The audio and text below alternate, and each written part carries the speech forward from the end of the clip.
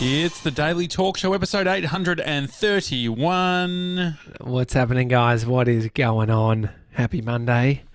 How are we, JJ? Happy Monday to you, Tommy Jackett. Yeah, mate, I just finished golf. Well, that's what James was saying in the comments. He's in Brizzy.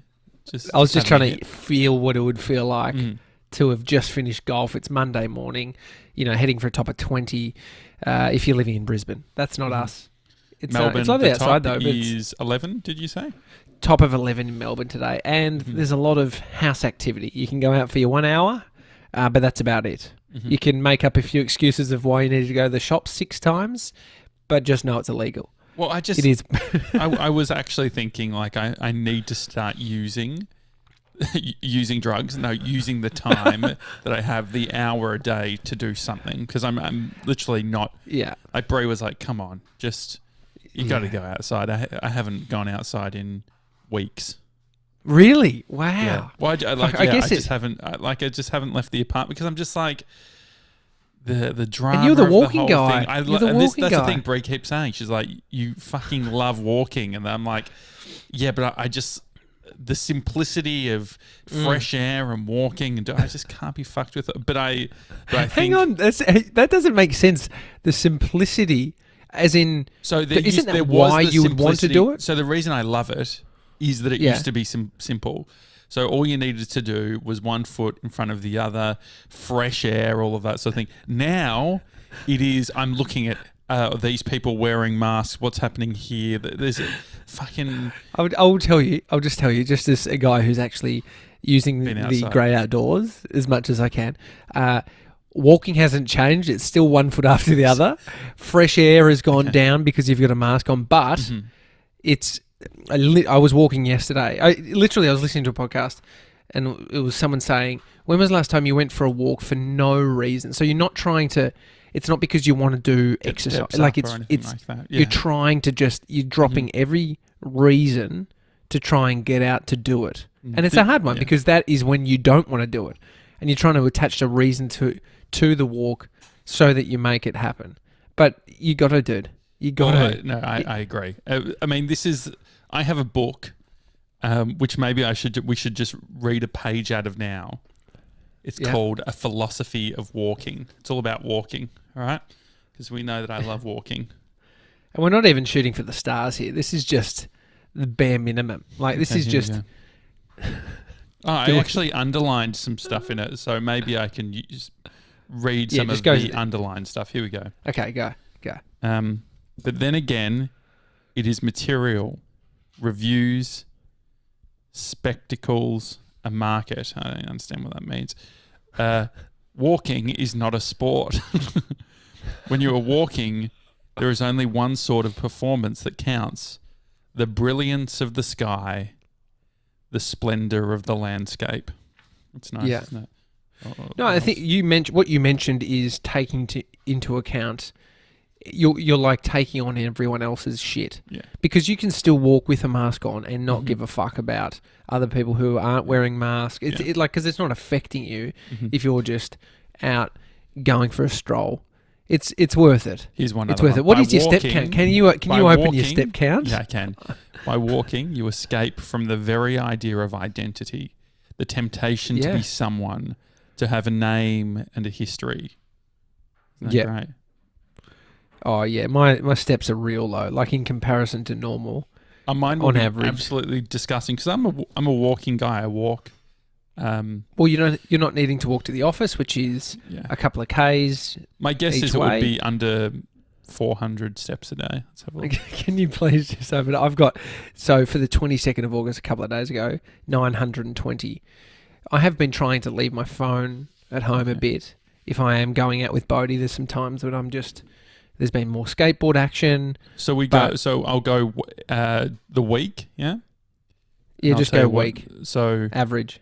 So the average is 1,400.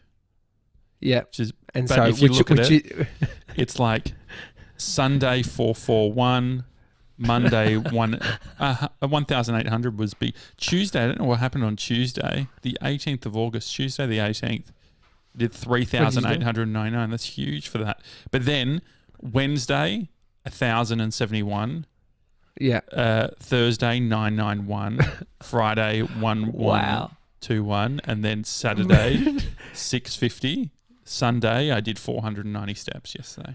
Do you remember when you set out to be the million steps in a month guy? Yeah. Fucked, And hurt my how hurt far myself. did you get in? Well, 3 days. I had to do 33,000 steps a day, and I was waking up at 5. I could do. There is something in the when does curfew finish? No, I won't do a million. But what's the when does the curfew finish? Curfew finish. Curfew. I think restrictions all finish on September. No, sorry. Curfew as in the day. So it starts at 8 p.m. Oh, sorry. 5 a.m. 5 a.m. till 8 p.m. is when you can do shit. Yeah, so it's between 8 p.m. and 5 a.m. You're not allowed out of your house. But you got to say, the first wave, if you go to Josh Janssen if you go to my Instagram, you can see I did a series called Alone Outside, where every single day I posted, 5 or 10 photos that I take. You can't. And do that. Josh, once had a viral video, and I'll milk that fucker for 2 months. But that is it. But the thing is, I wouldn't get away, and this isn't saying that I need to be doing something to go for the walk, but I wouldn't be able to. If I did what I did then with having the camera out and taking, I would have been stopped straight away. I would have a fine. There's no one around. Trust me, I've seen so many fucking people pushing it hard. Like, but people is that the out of their areas. Though? I wonder. Like, we've seen. No, out of their areas. Like St Kilda, Collingwood, like people just pushing the boundary as far as how far they're meant to be going. You don't have to. This is the thing is that I don't want to push the boundary. Like, I just I am someone, even though I am pushback Janssen, I don't like breaking rules, and so I just don't want to fucking. I don't know. Like, now that we have masks, can more than one person go on the lift at a given time? I mean, even but going you, to the do see bin what room, happens. All you need to do is look at what's happened. You haven't done fuck all step. Like, you haven't done the walking. Yeah. The thing I think what you said was great. Forever. This isn't going to be forever. I think. I mean, if it's, I've got my exercise bike. I was using my exercise bike last week. So if I continue that, I was doing 20 minutes a day. But I should. But definitely, it's good to have some exertion. I like the point around just use the hour a day to be outdoors. Mm-hmm. It is good. I think it requires an early start for me. I think I'll if I can do it where it's not hustle and bustle. And this is the weird thing. You know, we're talking about where we'd eventually one day move. My parents are building a place in Cowes at the moment, which looks great, and it's got that sort of coastal sort of vibe. I think I would like it. The thing is, though, with all of these places, is it's like these sort of estates. You have houses on top of each other, so it's like they've got like a double story next door, and it's like you can see it's a bit ridiculous. Yeah. I mean, what you need is acreage and a bunker to really have no one believe that anyone could live on that property. Well, so that's what I was looking into. But man, you have to be a multi-millionaire to have a bunch of land. Because I was looking at it, so I started off on realestate.com.au, started on, where was it? Arthur's Seat.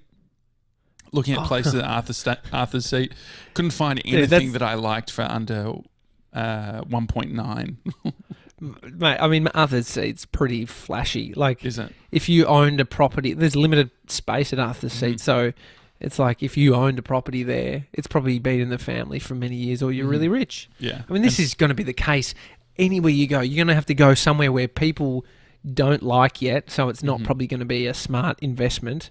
It's purely based on being cheap and away from everything. What about Dramana? And so I sort of started zooming out, looking at Dramana, they're a bit rough. There's fine, but it's Dramana, Rosebud, all these places are the sort of outskirts of the nicer areas. But I wonder if nice. And Dramana has the driving, which is handy. But they will become nice. I guess that's it. I mean, it's a different story when you actually have the money and you're ready to do something, because then you can say, well, it will become nice, or it will become gentrified in this area. So, but then what I was thinking is I was like, okay, maybe I don't want to. So I like the idea. I've spoken about regional stuff, but then I was trying to put myself into the reality. I think there is a part of me that likes the option of going outside and having a cafe. So it's a real conundrum. Yeah, well, coastal towns, I mean, but then they're expensive. I mean, let's step this up again. Let's step this up and start bringing that bacon. Buy your Dramana property, mate. It's I understand what you're saying. But I was watching a YouTube video on a guy, like it's just a content creator dude. He's like an artist, and he started a new channel where he's talking about. It's the guy who has Mango Street is his YouTube channel, and he's got his own YouTube channel now where it's like how to make cash. Right, where he just like demos. It's sort of like I'm not a guru type of thing. Like I'm just going to try these things. And he was doing trading, right, like stocks and shit, or like I didn't completely understand. He's buying contracts, or I don't fucking understand it. But anyway, he went from $1,500. He had $1,500 by the end of the month. He had 60 grand, right? And I'm not one to buy into this type of hype where it's like, get rich quick Lambos and all that sort of thing. But then when he was explaining it, where it's like, oh yeah, so I just like, you have to work out whether Apple is going to be fucking like you lock it in at a price or whatever, and then if Apple goes up or whatever, you can then like sell it, and then you get the And so I had this moment where I had to catch myself on the weekend, where I was like, I think I could do this. I think not only could I do this, but like, I reckon I could fucking get really obsessed, get it on the computer, do like that day trading shit and all that sort of thing. Yeah. But I think that it's, you hear about it. Have you heard of Robin Hood? No. I mean, as in yes, but no, not. I don't think There's an app called Robin Hood, and it makes it easy for anyone to trade in the US. But it's become so easy that Gronks are doing it, and they're like, a guy fucking killed himself after he lost $100,000. Like, just because it's so easy now, every man and his dog's doing it, and they think it's easy cash, and they're watching that fucking David Portnoy or whatever from Barstool saying, fucking buy these and do this and all this sort of thing. It's like, there's no, like, it seems like really easy money, but that's what scares me. I feel like eventually this is all going to catch up. And even when I was watching the old documentary on the big crash or whatever, the Great Depression, they were talking about that. Like, people were fucking killing themselves because they had like taken money out of the till of the work that they had, and they'd put it into the market because they knew that they could fucking double their money. And then one day it didn't happen. Yeah. I guess it's like any investment opportunity that suddenly appears so if someone offers you an investment opportunity, at that point you've taken out all of the work of identifying and finding it for yourself, right? So you're relying on someone's word. I mean, it's almost the equivalent of the network marketing style. So back before, the apps were a thing where you're just making investments, someone would, meet with you, tell you about a product and tell you how much of a good opportunity is, and do you want to get involved and buy. Like, it was a higher barrier to get in, and so the promise was still there. But now, if it's all just via your phone, it's the same thing with gambling. My mate had a gambling problem. Was waking up at 3 a.m. betting on handball in Kazakhstan. It's too easy. But it's literally the thing. The fucked up thing is that what I was sort of realizing when I was watching it all was, you can create a great story around, oh man, I know so much about Apple, and like, what excited me about it is not the money bit necessarily. It's the think about Fitbit. Remember how I said how fucked Fitbit was going to be? And my brother was like, nah, Fitbit's going to be great. I said, nah, Fitbit, their stock is going to be fucked. And if we look and that was which is this is the counter investor, because you're just telling people to get out because it's going to no, but so that's go what down. You can do. So this is what you can do. So there's I forget all the fucking terms, but you can bet on people losing their whole business. Yeah, no. So what you do? Jesus. What you can do is, I mean, we should have an investor on to actually explain this, but like you can buy these. Maybe it's fucking called options or whatever. Like, so you buy a contract, and what you would say, and they have expiry dates and shit. But what you can say is, okay, at Apple, for instance, if you thought that Apple was going to lose like value, you could say, okay, I know people are fucking listening to this going, JJ's butchering this, but you can basically say, okay, I think that it will get to. You can lock in I'm not even going to explain it. No, I will explain it. Basically, you can say, I think it's going to fucking lose money, and then the difference or whatever of what it goes down, you can fucking take. But then I don't understand what it means from so many things, like what it means from like a tax implication perspective, and then fucking. But what I do like, the bit that excited me was, I feel like there's so many times where I look at something and I say, like, say for instance, everything that's happening with Google and then all the antitrust stuff and all that sort of thing, I could like look at the news and say, okay, based on this, I actually think that it's going to go this way, or say with the whole Fortnite thing with Apple, and saying, okay, this is going, like, I reckon that it will go into the favor of the developers, and so then that will be seen as a anyway. I understand. I mean, whatever you said, I want to put money behind it. I don't care. I've got 10 grand. Can you invest for me? Yeah, I'm joking. What about starting a TDTS investment fund where we just start putting in small bits of cash? This is the thing. You don't have to invest. Like, I think when people think about investing, you've got heaps and heaps of money. So people are investing smaller amounts of cash. Well, what about? So what I thought, I wrote down this. Well, just to give you an idea, so when my brother and I were fighting about Fitbit, that was 2015, and the stock was at $47, right, 2015. Yeah. Fitbit's stock is currently at $6.35. I mean, I don't know what that means. So I should be a billionaire, I think, based on that. No, but what I was thinking about, what I wrote down was paper trading.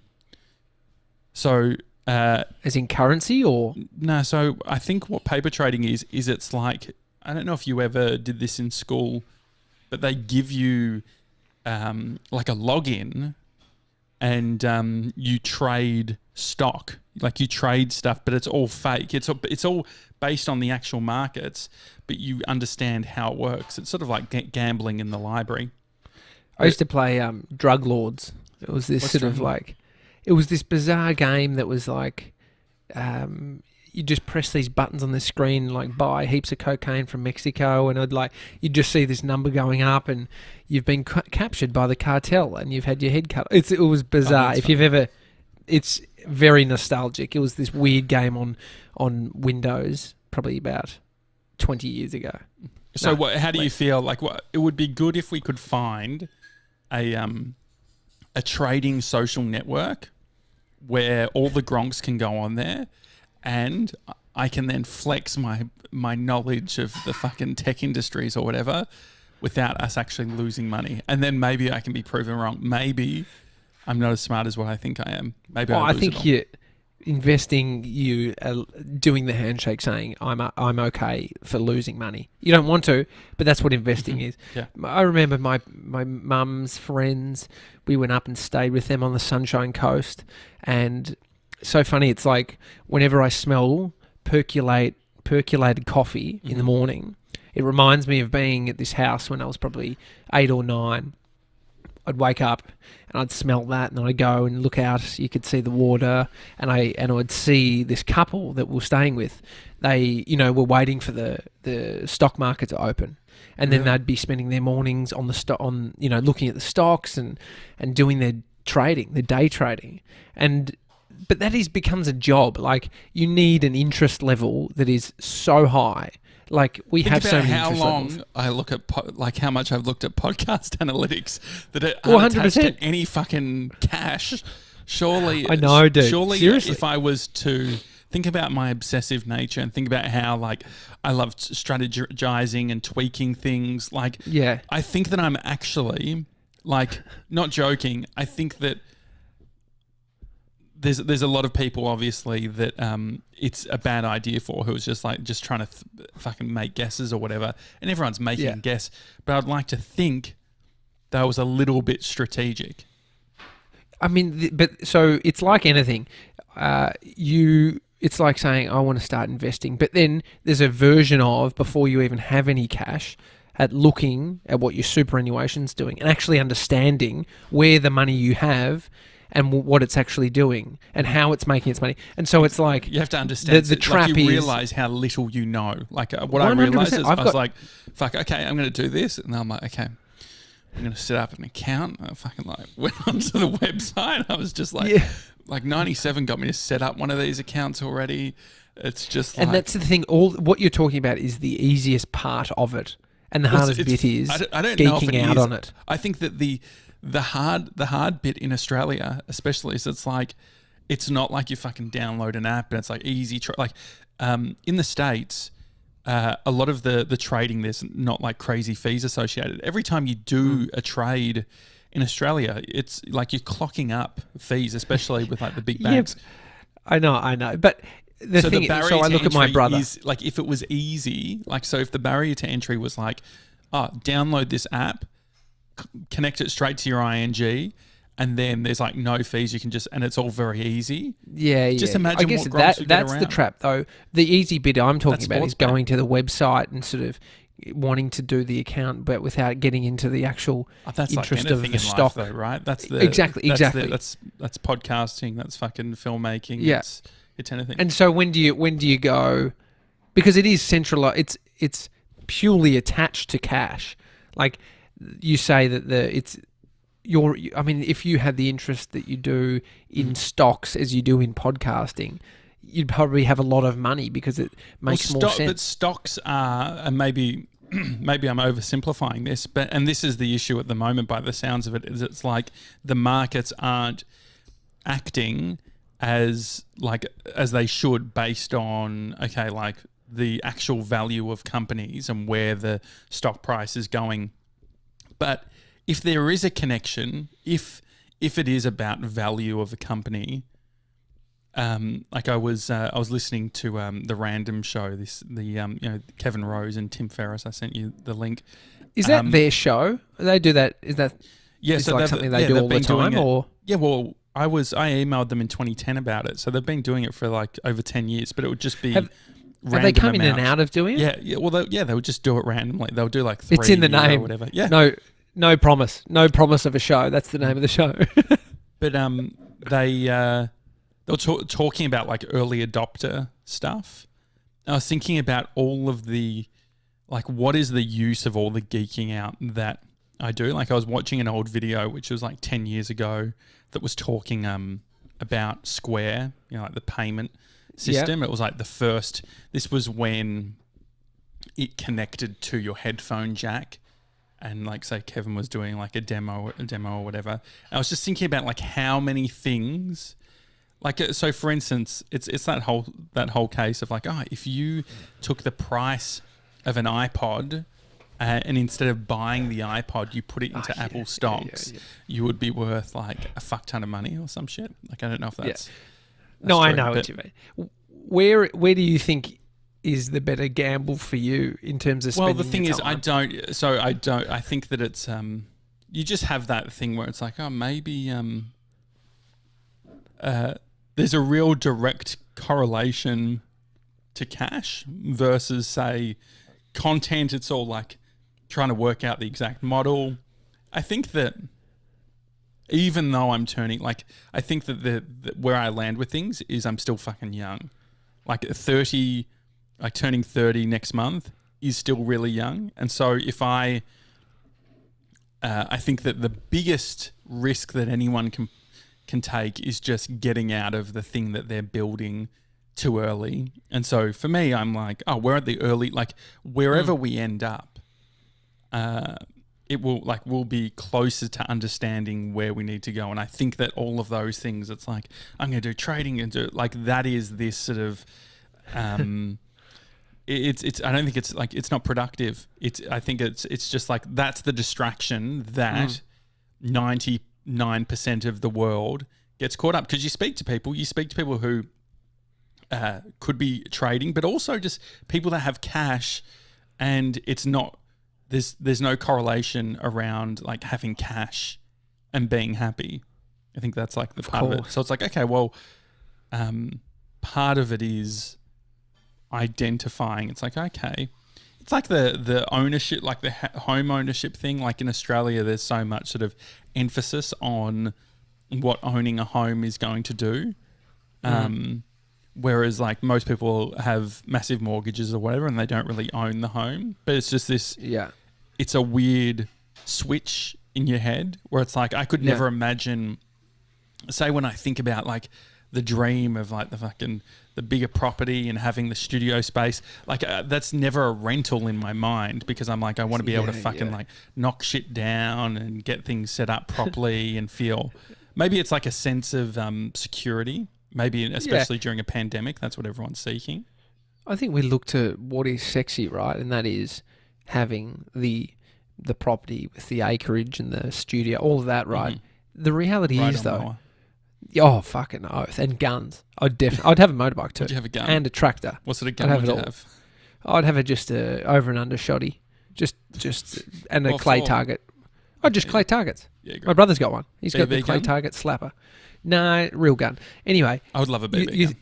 If you think about it, what isn't sexy or what isn't sold as sexy is understanding your superannuation, getting out of debt so you can have a savings account and some backup cash for times like this, and that's all what most of us don't have. I think there's a majority of people that don't have that should, and then that's like baseline. And so it's hard because I'm totally drawn to the sexier version, not the baseline health check of like, having a healthier financial situation for myself, which I guess that's the Barefoot Investors book, right? It's like the majority of people are on the average income, whatever it is, 60 grand, and you can still own a house at earning $65,000. There's a whole bunch of things you still can do with the lower end to be financially secure. And so I think that's like, even like everyone's on their own path as well. Like everyone's seeking different. Like Brie and I, from when we were 18 years old, were like, we're not going to have kids, and that was always like part of the. It doesn't really sort of. I don't think that it's just in our sort of life. That's not necessarily what we're sort of like drawn to. But then there's also the financial realities of that. It's like, okay, if you're not having kids, you can do things in a slightly different way, or it's like there's maybe not we don't have the pressure of having to worry about school fees or all of these sorts of things. So it's like, that's where I think that sometimes it can get confusing for people, because like, why is that person not worrying about this, or why are they worrying about that, or what's happening over here? Like everyone is so different, let alone like people just receiving cash from family. It's just like inheritance, or just like, getting, bits and bits. Like everyone's on a different path in that regard. And so that, I guess the risk is that you can't, I think I was getting like, not depressed, but just like looking on real estate. It's like, how the fuck do you ever, like how, like what's going to happen to be able to get that? And I go through two different thoughts. One is bank robbery. No, OnlyFans. No, the where I go. Are there any duos on OnlyFans? Could we set up? There would definitely be. Okay. We could do a duo. Is Josh and Tommy available on OnlyFans? Slutty Duo 69. Or maybe it'll be Tommy and Josh, because you'll be doing more of the work. But the oh my God, there is. So where I go is I go down two paths. One path is it's like detachment. Fucking love the life that I have. I'm comfortable now. Fucking internet is great. We're close to things. It's great. I can see the fucking city from my apartment. It feels nice. Then there's the other bit where it's like, no, I need to print out a photo of the fucking big property that I want. I need to fucking have it there, and I need to be working to it. But I'm like, you just see that happen so many times. And then the other thing too, this is what else I do. I'll watch like fucking Architect's Digest or whatever, or just any shows where it's like showing around a house, and I just look at these people. I'm like, fuck, you know what? I reckon I could be happier in that house than they are. Yeah, look at them. Yeah, just look like they're so unhappy. Like little fuckheads don't know what's going on. Like if I had that house, I'd be chilling out. It'd be fucking great. Do you know what I mean? Oh, 100%. And over the weekend, I found myself feeling restless, unsettled, which can cause, slight anxiety. It's like could be irritable, expressing itself as like you're irritable or on edge. And it was because I was feeling like I needed to get stuff done to take me forward. Mm-hmm. But I think it's like, but then when I thought about it, I didn't have anything really to do. Mm-hmm. And that's the trap of someone who's trying to develop build a business or something. It's like you could, one school of thought could be, there is always something to do. Mm-hmm. And so, but the trap with the there is always something to do mindset is that you can always feel like you're not doing something because you should be. And then that feeling of, I've got to keep going. And so maybe one of the traps of putting up, say we've talked about, this mission of 10 years, mm-hmm. and it's around, we're not looking to sort of do this big sell out of the show, like mm-hmm. a buyout from somebody mm-hmm. to come in and swoop it away. Like, but then you could see how if you did have that on your mind, you might get close to doing it, but you will also feel like you're not there yet because you're trying. Yeah, it's all and also it's just on like cash. I wonder if that's the prize that you really want to be going after. I mean, putting that photo of a house up, mm-hmm. Maybe it will get you closer. Maybe there we go. Don't start there. Corkboard. Where the fuck am I putting it? Yeah, I mean there is a version of circling then back to the fucking index cards and that feeling of needing something to do. Mm-hmm. It can be dropped when you can realize that it doesn't really matter. That there's nothing to do, even though there could be something to do. You can just stop that. Isn't that the paradox though of the whole thing, where it's like, because we look at people that have that mindset, and we can be like, they're not taking full advantage of their life.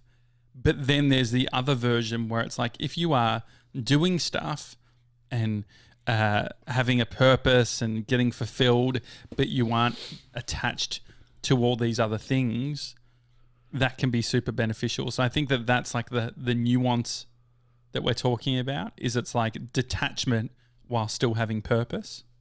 Yeah.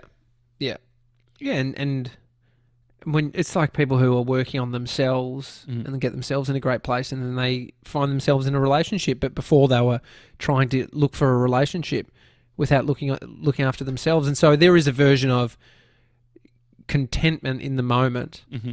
that gets you to the place that you felt like you were just grinding for previously.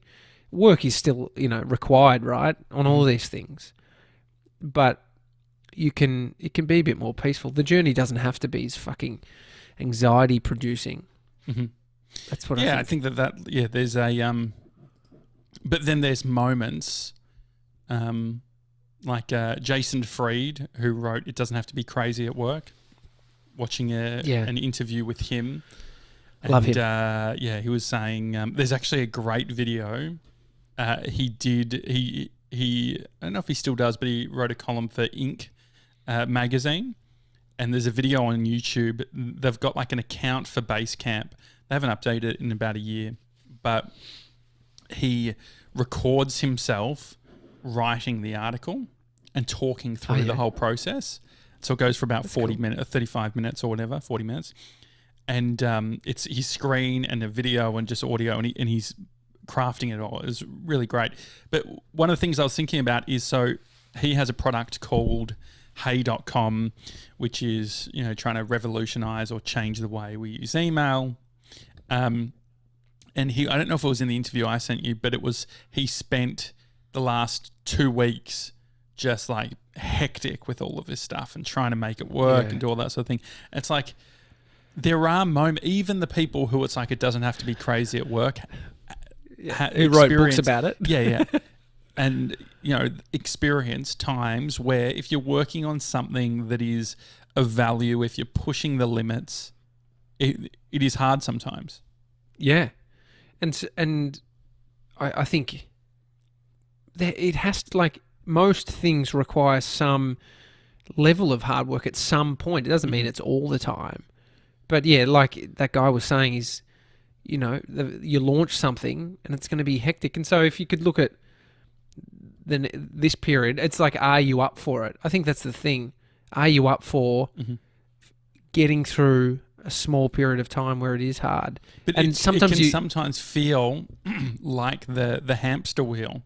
Like, so the hamster wheel, like, they are both a version of a hamster wheel, but one of them, it is that thing that we said the other day, is it's not linear. It's like, and it's very hard to understand if you're making progress in some ways. Yeah.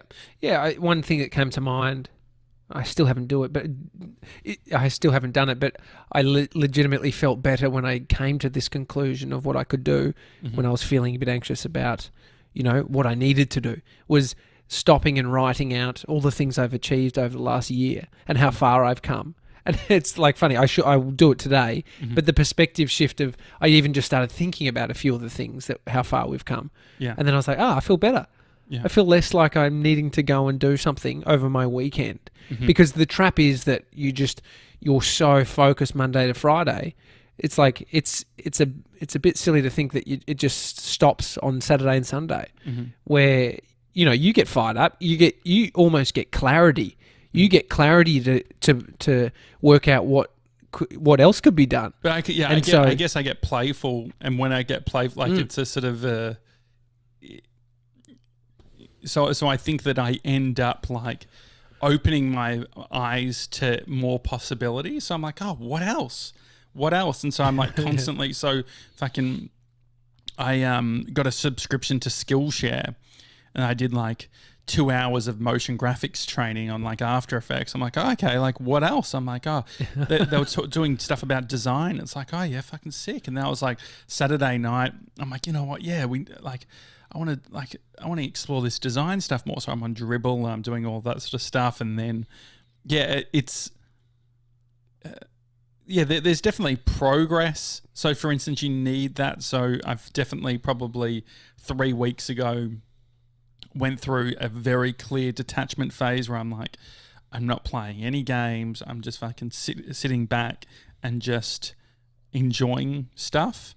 But I think potentially I'm so enticed by the other things that I do enjoy doing this stuff. Like I do enjoy learning these things. And so when I discover something that I haven't yet learned, I'm constantly like, oh, what? Like I then fucking found a iOS development, like learning Swift, and I was like, fuck. I sent it to Sebs. I'm like, should I get this? You sent me the beta version of the app you've created over the weekend. That was good, mate. No, well, I was literally like, maybe I get it. Maybe we should build an app. Maybe I could. Yeah. Maybe I could do that. But I did lots of writing. I wrote like fucking 3,000 words on the weekend, and it felt very productive. Fuck, I don't know. He fitted that in. It's a good effort. It's the fucking drafts is great. Like it's not drafts, dude. It's you. No, don't fucking give it over to an app. No, but just the mindfulness practice of just having the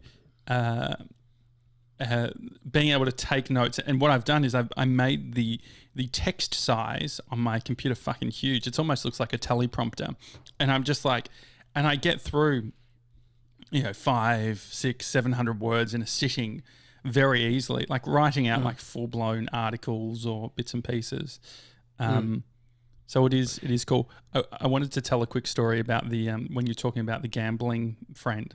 I have a friend who was really into gambling, sports type stuff, and he had a day, like actually he had a job that was like shift based. It was just sort of a casual style job, and been catching up with him a bunch. And this is going back a few years. I said to him, I would ask him how's the job going, and tell stories and all that sort of thing. Anyway, one day I caught up with him, and he's like, "Hey, I have something to say. I don't actually work at blah blah anymore, and I haven't for the past year." He's like, "So I won over $100,000 on this like a gambling thing. Like he did, like what's it called when you do 3 things or 4 things? A multi-bet. So he had a big multi, and so he goes, and so since then, I've been a professional gambler, and so my family doesn't know. Like I haven't, like so he was living with his like his parents, and but he didn't he wouldn't he didn't tell them that he was doing this. So he would actually leave, like because he was close with the family, he would have to like leave the house and be like, oh, going off to work. But he couldn't bring himself to tell them that he'd quit his job to do this. Professional gambler. Insane. Was he still wearing the uniform walking out the door? That's a good question. I bet he did. Fuck. I mean, there's a few things. It's hard when you can't be honest. Mm-hmm. There's an energy that it produces. Definitely. Within, your world and your aura. Especially around gambling. Seems like it's... Exactly. And where is he today? I guess that's the question. Yeah, I don't know how he's going with his gambling.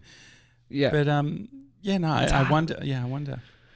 Was it? I mean, it's interesting because people look at poker players probably with less of a sort of negative view than someone who is a professional gambler who's just working out doing multi-bets all day.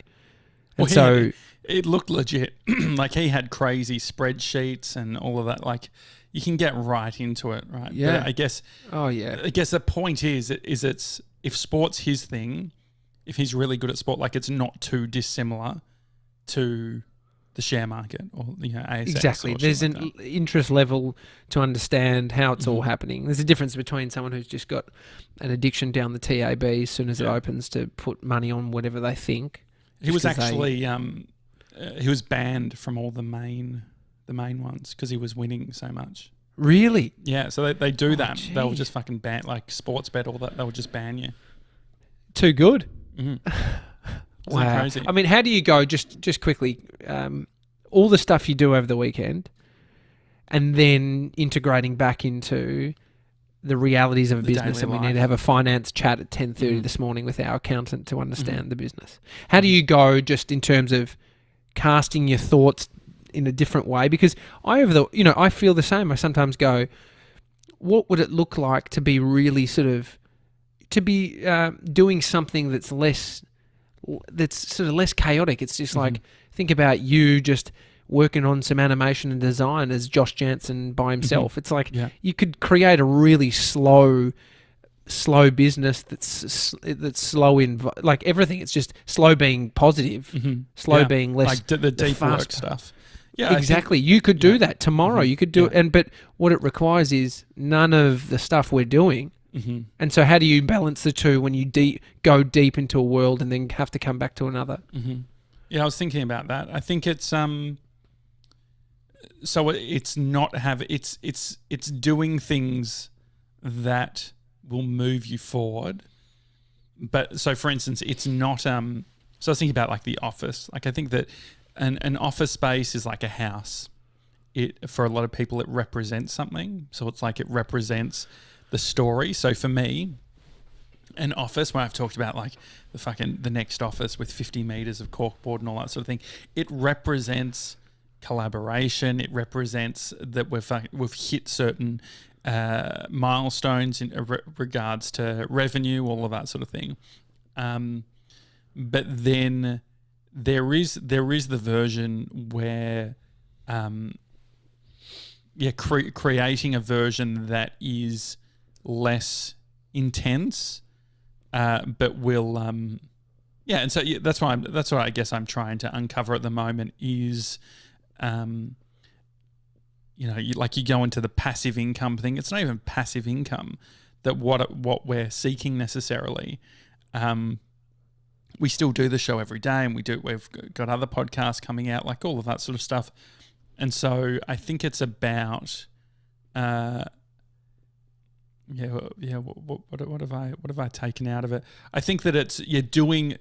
So where I landed on yesterday was it was like, okay, take all of that energy and just do it on one specific project. Do it on that project.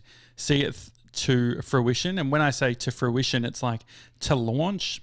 And that launch is like, you're only talking like 4 weeks of your life where it's like getting it to a point, and then put the systems, processes in place that then you can remove the intensity and let all of your work done.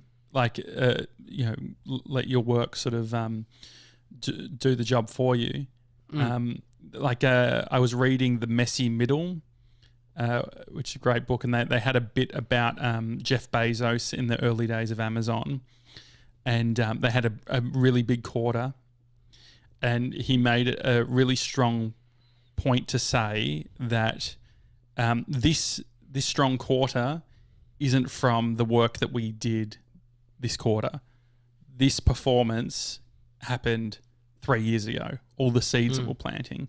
And so I think that the friction that we sometimes feel is we are constantly planting seeds. We have so many crops that we're sort of working on, and we haven't yet properly, like you see that the work that we did at the start of the year or whatever, which has helped us today or things like that. And so all of the stuff that we have done during this time, next year we'll be like, man, isn't it just crazy? Like it will feel like luck, or it will feel like, but we put in a fuck ton of work right now behind the scenes to get it to a place. It's like SEO. It's like full stack films. If you think about it, it's like, think about how many leads come in, how many people wanting video production services. That was work that was done fucking 5 years ago. That was obsessing with SEO and building that website and doing that 5 years ago. And so if you imagine that and then think about all of the other things we're building now, think about what it will then mean on the other side. I think that that's part of what I've been thinking about. Is it perspective that that you can pull and put into place now, which is what we're doing now means something in the future, whether we feel it now or not. So when I feel today like I'm not being productive based on having to do this thing, you could say like let's bring less intensity. So you could be like, let's bring less intensity, but like we will feel that eventually. Like there will become a point where we have a bunch of realities that we need to work on. And so for me, I guess it's like part of it's just hedging our bets. So it's when it gets to that point, it's like a really easy transition. And so you can, rather than cramming at the last week that you have to do something, if you do bit by bit by bit by bit. And so, I think it's a hard one, because I understand that for some, it's just anxiety inducing and you just need to be in survival mode and just like survive. But then for me, I think, especially I think because I'm not fucking going out and walking, so like I want to do something. I'm not someone that's going to binge. Like I don't binge TV series or anything. Like I can watch 2 or 3, but it's like I can binge. I could do 4 hours of tutorials or training, and that's like because I'm like actively, I've got my computer and I'm doing stuff. Does that make sense? Yeah, I mean I think everything that you do definitely has that effect of coming into the important stuff that we're doing. So even though it's just Do I create anxiety? Did you have the weekends that you have nowadays? Did you have them before you're working with me? The weekends. I mean, there's not much of a weekend nowadays at this moment. But no, it's definitely the show. It's definitely the level of commitment we have to it. Removes some other stuff. But that's where it's like it's not an excuse because you need to then find it. So it's finding. If we create one habit over here, which is the show, showing up to do that, the business, it's a everyday thing, and so you're always thinking about stuff around what needs to go into the show, what needs to go into the business.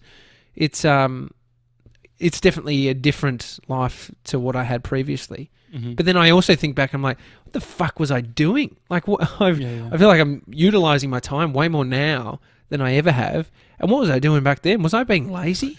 Like, I think you can always look back. Can I just quickly get the messy middle? I underlined a few points. I feel like it's a great way to end. I'm just going to go get it.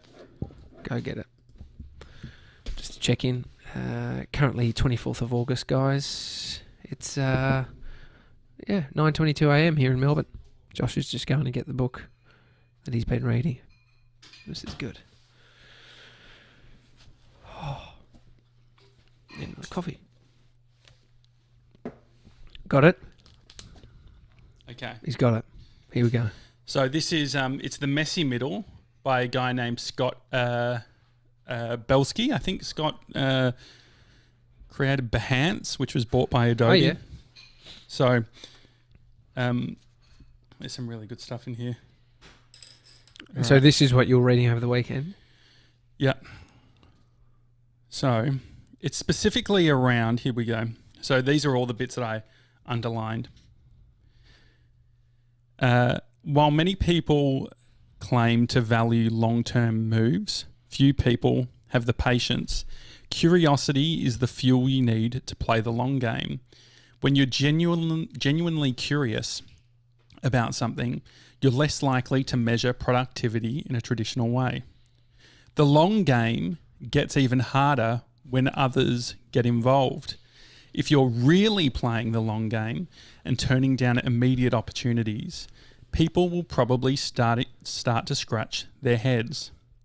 The seeds you're planting, long-term relationships, curiosity-driven exploration, thought experiments, are less likely to be supported by others, both socially and financially. And then in a talk he gave at the Aspen Institute in 2009, Amazon founder Jeff Bezos said, invention requires a long-term willingness to be misunderstood. And then outside the quote, they said, to sustain yourself over this time, you can't look for accolades and you can't rely on being understood. I love it. And then it's, I guess the tricky bit is being misunderstood has a real feeling behind it. And so then you're really having to use your mind to say, I feel that feeling of being misunderstood. It makes me feel like shit. But there is another version of, I believe in what I'm doing, regardless of what other people are, how they're reacting. And then there's the reality that if you can be fucking wrong. I mean, and so there are, so the one with Jason Fried's business partner, was it DHH, is his nickname, David Heinemeier Janssen. He said that Facebook wasn't going to become anything. He was very wrong about that. Yeah. But I mean, the thing is that I think a part of it, reading this type of stuff, I think about going back, when was it? 2013. So 7 years ago at Southern Cross Austereo, when they were talking about a new Spotify competitor. It was called Songle. And the one of the executives stood up to their content team and did a big presentation, and they talked about they were doing visual ads and all this sort of thing.